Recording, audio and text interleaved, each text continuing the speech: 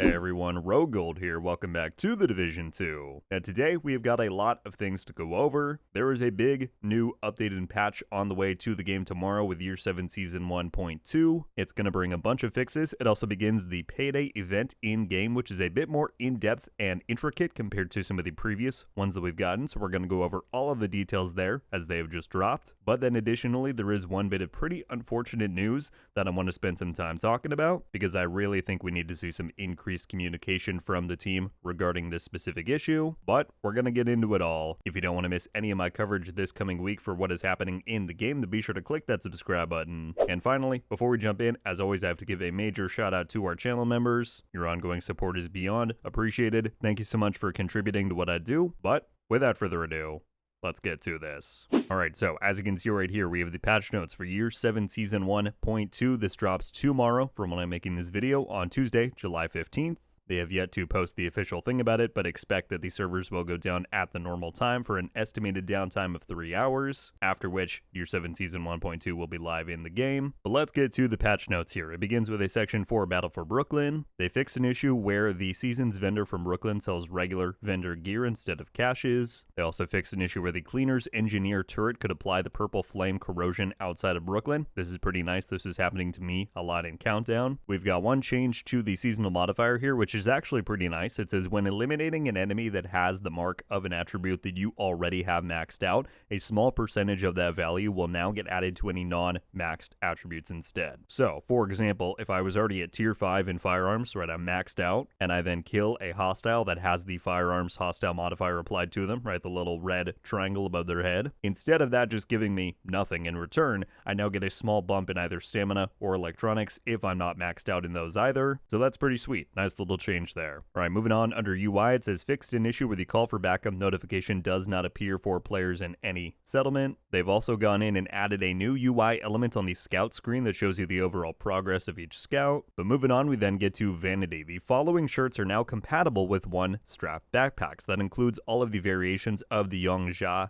jacket, the agent jacket as well. Is this the original one from like the Division 1 shields maybe? As well as the canvas hoodie. Sweet. I will not complain about that at all. This jacket right here is like one of my favorites in the game, so I'm pretty stoked that that's now going to be compatible with the one straps. Additionally, they've also made some of the backpacks now have one strap variations. That includes the 3C backpack, the corporate cowboy backpack, the Odeya cowboy backpack, Gameology, Anniversary, and the Gilded. Again, sweet. These three down here are ones that I use pretty frequently. So again, all of these changes, pretty awesome. Hope we continue to see them, expand the functionality of the one strap stuff moving forward. All right, and then finally we move on down to other. Firstly, it talks about the Division 2 X Payday event. We're going to have an entire section about this coming up, so stay tuned, but it's live starting tomorrow on the 15th until the 29th, so we have 2 weeks. And once again, there is a dedicated article that we're going to take a look at in just a moment. Here it is, right here, people. Kelso indeed had to go. They fixed the issue where Manny's brief voiceover played every time after login or fast travel between zones. I guess he finally debriefed with Schaefer. We're not going to have to hear it anymore. Jokes aside, for the last two here, fixed an issue that prevented grenades from being thrown through gaps in a particular interior environment asset.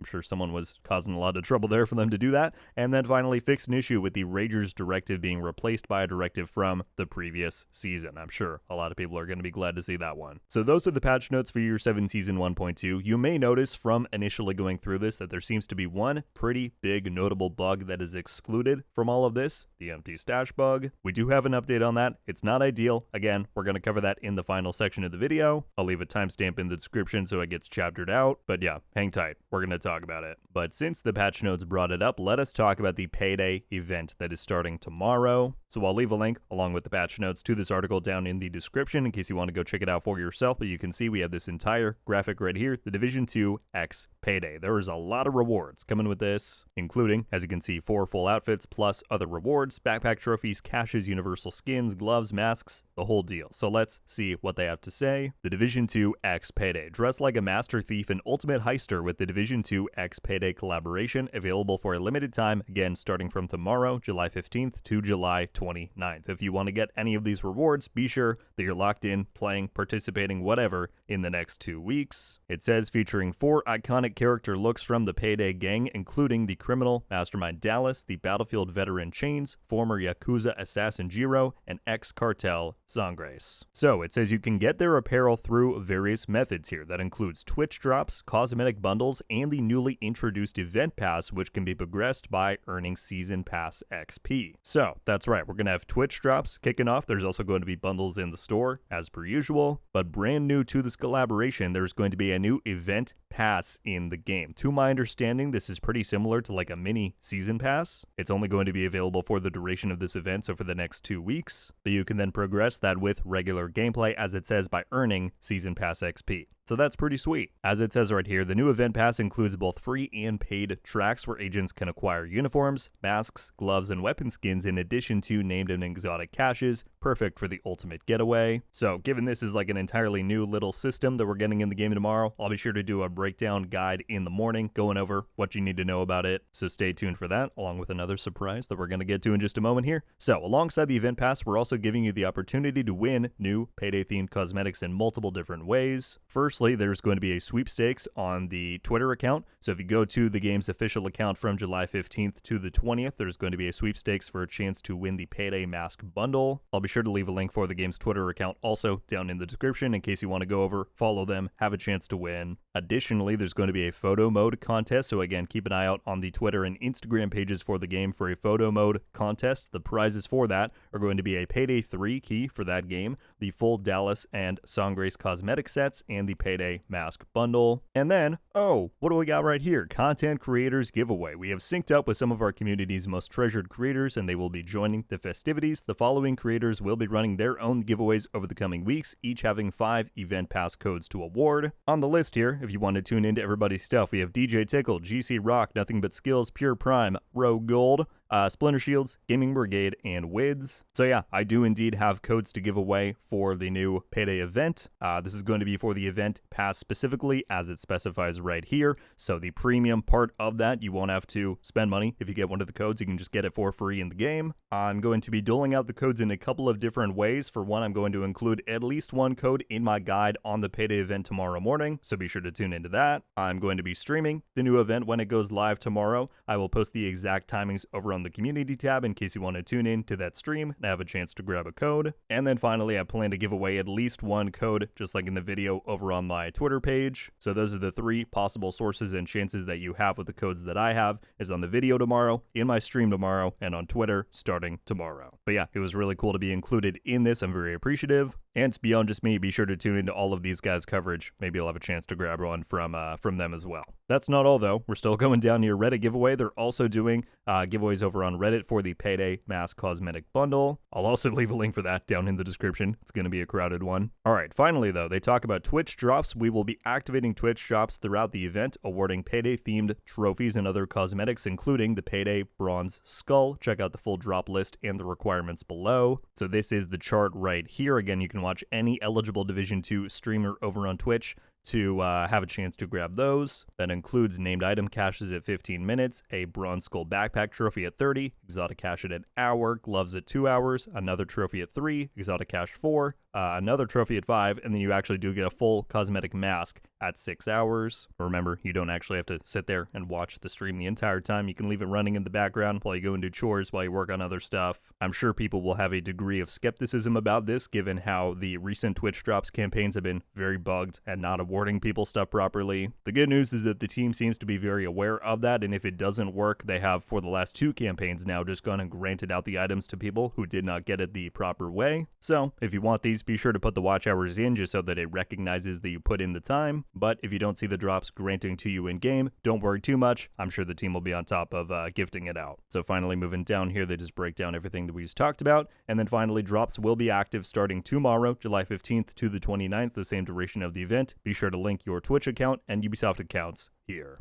So again, that should be all of the information that you need to know about the Payday event starting tomorrow. I will also link this article down in the description. All the links you need are down there. But yeah, good stuff. Get ready. Alright, moving back over though, we have one final topic to discuss. As I mentioned, that is how there is one pretty notable issue that is missing from this list of fixes that is coming to the game, and that is the empty stash bug. This is one of the most prevalent and annoying issues that we currently have in the game right now. Just a week ago, as I made a video on, it said that it was slated for being fixed in this patch in Year 7 Season 1.2. So what happened? Well, if we back into this and we take a look at the actual card for this issue, which is under the In Progress tab, they've actually gone in and added a dev notes to it. Now, this has not been announced anywhere. I just saw that this was posted here. I think that's part of the issue, but let's look over what they said. So they've removed the tag that said it's the fixes planned for Year 7 Season 1.2, and this is what they had to say. Although we had a planned fix for this issue in Year 7 Season 1.2, our teams encountered more challenges than expected in resolving it. We understand how frustrating this bug is even with a known workaround and will prioritize fixing it for Year 7 Season 1.3. However, due to the unexpected difficulties mentioned earlier, we can't guarantee it will be fixed by then, and for that reason, we will remove